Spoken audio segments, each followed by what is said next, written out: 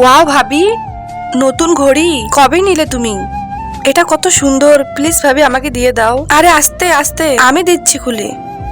নাও নাও। ও ভাবি, এটা নতুন না? হ্যাঁ, কালকেই দিয়েছে তোমার ভাই। মা দেখো, এই ঘড়িটা আমাকে সুন্দর লাগছে না? ভাইয়া, আমি এই ঘড়িটা নিয়ে নেই, এটা আমার ফেভারিট ব্র্যান্ড প্লিজ। আরে হ্যাঁ হ্যাঁ, তোমার ভাইয়াকে জিজ্ঞেস করার কি দরকার, তুমি এই ঘরের মেয়ে, তোমার তো সবকিছুর অধিকার আছে। হ্যাঁ হ্যাঁ, রেখে দাও, আমি সাতাশিকে আরেকটা কিনে দেবো। সত্যি?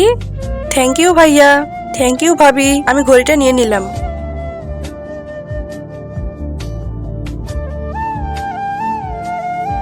আরে কি হয়েছে? পানি তো ভর্তি হয়ে গিয়েছে।